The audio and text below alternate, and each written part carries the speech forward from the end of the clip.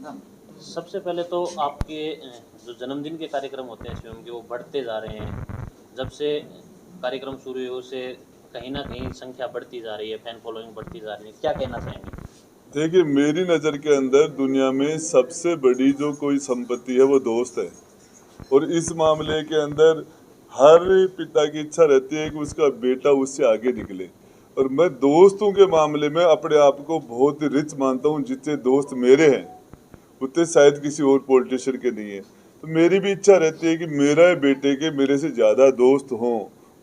और इसीलिए मैं वो सभी लोग जो 36 कौम के मेरे बड़े और छोटे भाई बहन और बुजुर्ग जो थे, उन सब का बहुत बहुत धन्यवाद करता हूँ, जिन्होंने बेटे शिवम को आके और आशीर्वाद दिया और उन्होंने शुभकामना दी और उन्होंने जो सम्मान दिया।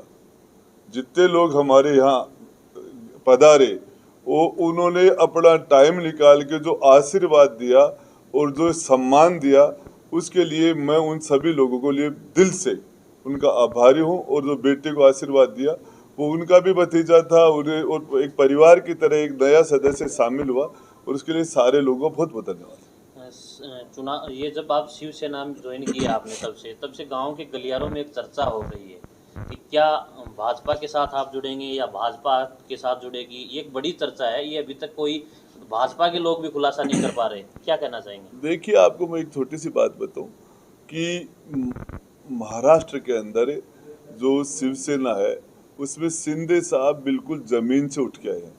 और उस व्यक्ति से मिलने के बाद उनके जब हमारे वो जो संपर्क है, और मुझे ये लगा कि ये आदमी, ये इंसान मेरा नेता हो सकता है। और मैंने उनका अपना लीडर माना है। और लीडर के रूप में राजस्थान के अंदर वो पहली बार मुख्यमंत्री के बनने के बाद पधारे। और यहाँ जिस सहजता से, इतनी व्यस्तम कार्यक्रम था G20 का, बार बार कार्यक्रम कैंसिल हो रहा था। पहले हमने झुंझुनू हवाई पट्टी पर चार्टर का प्रोग्राम बनाया, फिर रात को उड़ नहीं सकता था, फिर कई चीज़ें आई इसके अंदर। 1 बजे के बाद में वहाँ चार्टर लैंड नहीं हो सकता था, इस तरह की। लेकिन फिर भी उन्होंने कार्यक्रम निकाल के लिया है, तो उनका तो बहुत बहुत दिल से धन्यवाद। उनके साथ बाकी जितने मंत्री आए उनका भी। और ये विपक्ष विपक्ष लगातार कह रहा है कि राजेंद्र गुड़ा कभी लोजपा में, कभी बसपा में, कभी कांग्रेस में। तो क्या राजेंद्र गुड़ा इतना बुरा है? तो फिर लगातार ये पार्टियां उन पे विश्वास क्यों जता रही हैं, क्या कहना चाहेंगे? देखिए साहब, मैं आपको एक बात बताऊं, लोकतंत्र के अंदर अपोजिशन रहेगा। लोकतंत्र के लिए विपक्ष उसके लिए ऑक्सीजन है। अपोजिशन के बिना लोकतंत्र की आप कल्पना नहीं कर सकते। और उनका वो धर्म है, उनका धर्म है कि वो विरोध करेंगे, वो विपक्ष करेंगे। उनका वो और उनको करना भी चाहिए। वो उनको उससे वो अपना काम कर रहे हैं। सर, विपक्ष ये भी आरोप लगा रहा है कि नारी के सम्मान की बात करने वाले मंत्री गुड़ा असली डांस वहां पे करवाया गया था, इस पे क्या कहेंगे? देखिए, मैं आपको एक छोटी सी बात बता दूं, जो भी गाने वहाँ जो संगीत के, चाहे घूमर थे चाहे और दूसरे गाने थे, ये सारे के सारे वो गीत हैं जिनको हमारे हिंदुस्तान के सेंसर बोर्ड ने इनको ओके किया, पास किया है। और ये फिल्मों के जो, ये एक प्रकार जो पार्टी थी, उन्होंने वो ही डांस किया है जो फिल्मों के अंदर सेंसर होके होता है। और रहा सवाल इसके अंदर, हम नारी को किस रूप में देखते हैं?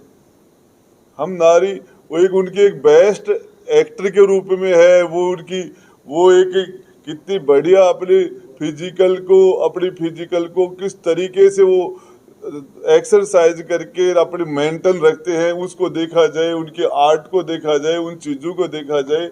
अब वो उनकी सोच है। रहा सवाल, बेटे का जन्मदिन है, बेटे का जन्मदिन है, शौक सभा थोड़ी थी जिसके अंदर हम मुंह लटका के बैठेंगे।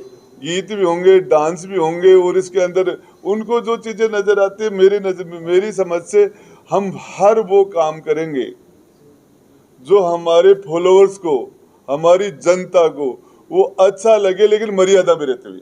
सर, आप जब बसपा में थे, फिर कांग्रेस में आए, और कांग्रेस के जो नेता थे वो बैकफुट पे आ गए थे जब आप कांग्रेस में आए, और अब आपने जो गठबंधन वाली जो सरकार है, शिवसेना में आप आए हैं, तो क्षेत्र में चर्चाएं हैं कि जो स्थानीय जो भाजपा के नेता है उनकी राजनीति खत्म हो गई है, इसमें क्या कहेंगे? देखिए, आपको राजेंद्र गुड्डा अपने आप में एक विचारधारा है और वो विचारधारा जन्म से है। हम SC ST के लोग, गरीब तबके के लोग, माइनॉरिटी के लोग, ये मेरी बुनियाद रही है। और छोटे छोटे समाजों को इकट्ठा करके उनकी स्टैंड से हम लोग राजनीति करते हैं। हम उससे कभी भी 1 इंच भी नहीं हिल सकते। वो हमारे लोगों के लिए, हम अक़लियत के भाइयों के लिए जान देते। मेरी SC ST और गरीब तबके के लोगों के लिए कोई भी कुर्बानी की जरूरत पड़े, हम कुर्बानी देने के लिए तत्पर तैयार हैं। और इसमें सबसे पहले हम अपने आप में, मैं एक आइडियोलॉजी लेके चलता हूँ, अपने आप को मैं एक आइडियोलॉजी मानता हूँ। और हमारी आइडियोलॉजी बाबा रामदेव रूणीचा वाला वो मेरा आदर्श है, जिन्होंने 650 साल पहले छुआछूत हटा के और ऊंच नीच को, छुआछूत के जाति है वो ये भेदभाव को उन्होंने काम किया। मैं रामदेवरा पे पैदल गया 650 किलोमीटर। पिछली बार मेरी वाइफ इसी जन्मदिन के ऊपर, जो बेटे का जन्मदिन था, और मेरी धर्म पत्नी पैदल यात्रा में थी रामदेवरा के अंदर। हम रामसा पीर को मानते हैं। रामसा पीर ने जिस जमाने के अंदर इंसान को पशु की तरह माना जाता, उस टाइम में वो रामसा पीर ने उसके लिए काम किया। हम कबीर जी को मानते हैं। और इसके लिए बहुत सी चीजें, इसके लिए हमें किसी के सर्टिफिकेट की जरूरत नहीं। सर, सचिन पायलट का पार्ट 2 कब लॉन्च हो? देखिए, मैं आपको एक बात बता दूं, इस मामले के अंदर ये सोचना चाहिए, राजस्थान का DG एंटी करप्शन का BL सोनी, जो पूरे राजस्थान का DG रहा लंबे टाइम तक एंटी करप्शन में, जिसने काम किया, उसने जो कुछ कहा उसके बाद में भ्रष्टाचार के लिए क्या बच जाता है। उसने ये कहा कि माइनिंग डिपार्टमेंट के अंदर जितना करप्शन हुआ कोई सोच नहीं सकता। और इसके लिए भरत सिंह कुंदनपुर वहाँ के विधायक, तो वो कोटा के अंदर चिल्ला के उन्होंने, अब क्या हालत होगी उनकी। आज ये देखो कितना उस आदमी ने, कोई सुनने वाला है। आज BL सोनी ने जो कहा कि जैसे ही हम बड़ी मछली को, भ्रष्टाचार की बड़ी मछली के लिए हम जाल में उसको बिछा के उसको फंसाते थे, और मुख्यमंत्री के वहां से हमारे पास फोन आ जाते थे और हमें उनको छोड़ना पड़ता था। तो ये इस तरह की स्थितियां, ये तो DG कह रहा है।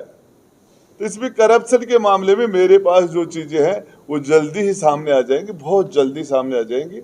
और इस मामले के अंदर मुझे एक चीज बताइए, BL सोनी पर मुकदमा लगा, वो आपने उसको ACD का DG बनाया है, आपने लंबे टाइम तक उसको DG रखा है, पूरे राजस्थान में करप्शन को खत्म करने की उसको जिम्मेदारी दी है, और आज उसके बाद में उन्होंने एक स्टेटमेंट ठीक दे दिया, आपने उसके मुकदमा लगा दिया।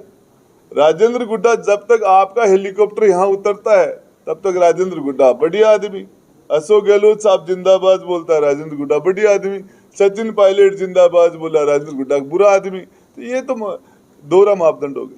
सचिन पायलट का भी कल सर एक स्टेटमेंट आया था कि बड़ी बड़ी पार्टियां आएंगी, बसपा आएगी, अब तो शिवसेना से भी आई है, तो इनसे शिवसेना का नाम नहीं लिया उन्होंने कहा था कि वहां से भी लोग आ रहे हैं। नहीं, नाम नहीं लिया उन्होंने, शिवसेना का नाम नहीं लिया।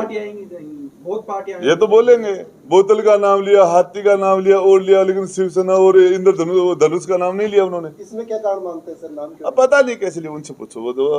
वो भी मेरी जानकारी का युवा है, नेता है, वो अपने जवाब देने में सक्षम है, लेकिन उन्होंने शिवसेना का, महाराष्ट्र का और धनुष का नाम नहीं लिया, बोतल का, हाथी का उनका लिया था। उदयपुर विधानसभा क्षेत्र में माना जाता है कि राजेंद्र सिंह हुड्डा की राजनीति को कोई आदमी समझ नहीं पाया। अब आपने अचानक शिवसेना ज्वाइन की है, शिवसेना ज्वाइन करते ही भारतीय जनता पार्टी की टिकट मांगने वाले जितने भी लोग थे वो सारे ढीले हो गए। अब इसमें आगे क्या होने वाला है?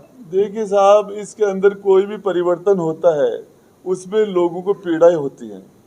जब शुरू के अंदर हमारे हिंदुस्तान के अंदर जब मुगल आए थे, तो राजपूत काल था, जो राजपूत शासक थे उनको पीड़ा हुई थी, और अंग्रेज आए तो मुगलों को पीड़ा हुई, और फिर कांग्रेस ने यहाँ आके, और देश आजाद हुआ तो अंग्रेजों को पीड़ा हुई।